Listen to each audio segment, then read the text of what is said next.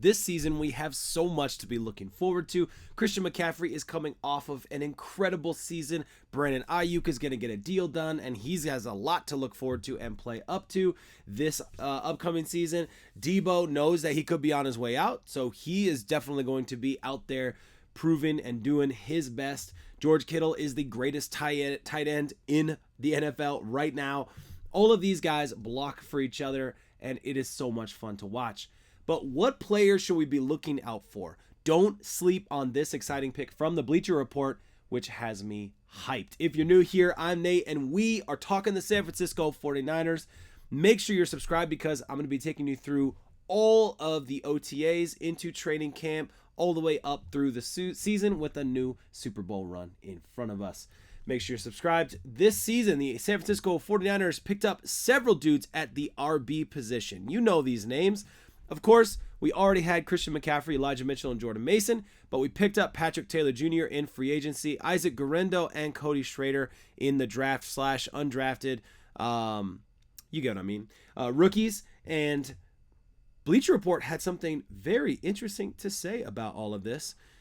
In their picks for kind of who to be looking out for the 49ers, they said the biggest strength is the skill group. You of course have those key returning players. Most impactful addition is wide receiver Ricky Pearsall, who's going to be a slot receiver and hopefully get some reps this season. The player to track in OTAs is running back Isaac Guerendo. Love it. Let me give you a little bit of information here, and then we're going to break down in this video what the running back position looks like, who's going to make the 53-man roster, all of that and more. Speculation only grew after the 49ers used a first-round pick on Florida wide receiver Ricky Pearsall. The dynamic playmaker could easily be viewed as a replacement for Ayuk. I don't agree with that one, to be honest with you. I don't think that he's a replacement for Brandon Ayuk, but that's okay. That's just my opinion. You let me know in the comments what you think. But Ayuk, of course, on his final year of his rookie contract. However, the 49ers don't appear to be moving on from the veteran just yet. Agreed. San Francisco tendered restricted free agent Juwan Jennings and used a fourth-round pick on Arizona receiver Jacob Cowing. Lot to like about him. So the receiver room is even deeper than it was a year ago, and the 49ers still have all-pro running back Christian McCaffrey, all-pro tight end George Kittle, and all-pro fullback Kyle Juszczyk. Following Pearsall and Cowing through OTAs should be fun, as fans should get a feel for how head coach Kyle Shanahan might deploy them in 2024. Fans should also keep an eye on former Louisville running back, and I'm sorry for those of you that live in Kentucky, I think it was Louisville or something like that. I once, true story, was in Kentucky, and a guy at a church there was like, you need to pronounce it the right way. Imagine yourself with a bag of rocks in your mouth when you say Louisville, and then you'll get it right. So I imagine myself with rocks in my mouth saying Louisville. Hopefully I somehow did some honor to that name. Guerendo isn't a threat to take McCaffrey's starting role this season, agreed, but he could factor heavily into the offense with a great combination of size at 6 foot 220 and speed of 4.3 40. The Wisconsin transfer might jump Elijah Mitchell at RB2, provide a change of pace, and help lighten McCaffrey's workload significantly. McCaffrey led the league in scrimmage yards last season, but he also led the NFL with 339 touches. If Guerendo can help keep the 27-year-old fresh for the postseason, the San Francisco skill group could be nearly impossible to contain. My goodness. I'll also say on that slight note, and we're going to talk about McCaffrey a little bit here, but one of the things that I love about about who McCaffrey is, and I believe it was a Locked On 49ers podcast that we're talking about this idea of making him taking some of his running back touches to try and increase his longevity in the NFL. That would be great because he looked incredible last season, and you don't want to see him running the average career length as other running backs in the league. So last year, the 49ers rostered up 5 backs. Here they are, including, of course, Kyle Juszczyk, who's a fullback. So you need to keep that in mind if they're going to have him around again as well. But you've got Christian McCaffrey, Elijah Mitchell, Davis Price, Jordan Mason, and Kyle Juszczyk. So Christian McCaffrey and Kyle Juszczyk make the team. No doubt. In my mind, that is guaranteed. They're going to make the 53, and that leaves up to 3 backs to add to this roster and not a ton of looks to go around. I asked you guys who you thought RB2 was this year, and so far, this is where it's stacking up. We have the majority at Jordan Mason being RB2 this year. He had some good moments, and as they always say, the best ability is availability, and Jordan Mason was available. That is something you love about the guy. Granted, he only had like 40 touches or something like that. I mean, if you include catches, like 45 or something in that range. So yeah, he should have been healthy. He should have been healthy with how little he is unfortunately being able to play last season. Elijah Mitchell, of course, would be the kind of easy vote for RB2.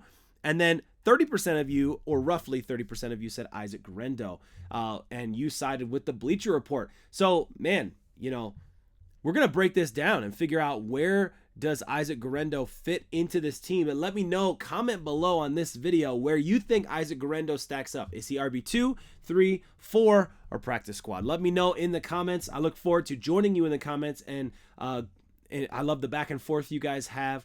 Faithful is always good at conversation around football. Now, McCaffrey, because if we're going to break down the spot, we do have to kind of be honest about it. McCaffrey, of course, comes into this season having had an outstanding season last year. So obviously he led the league in rushing yards. He was second in rushing attempts, which is wild when you consider the number of weapons that the 49ers have, that we still managed to have a running back be second in attempts, which is pretty wild. He also kind of refuses to get off the football field, it seems sometimes. I think he was fourth in rushing touchdowns. But if you take his rushing touchdowns plus his receiving touchdowns, he's top of the league at the running back position when you put it all together. So obviously, this guy is going to be hard to upstage, and you won't. There's no way. This guy's too important to this offense. So we're really talking about RB2, right? First in rushing yards, let's see here. Fourth most in rushing. Yep, that's what I got. Second most rushing attempts. Third most passing receptions. Yes, this guy's an absolute football dream, and he doesn't leave a ton of looks. So let's talk about who gets the next spot. So we have, of course, Elijah Mitchell. Elijah Mitchell, when he's healthy, is a solid RB2, and in some teams could be RB1, in my opinion. He's kind of in that bubble of RB2, RB1 if he's on any other team.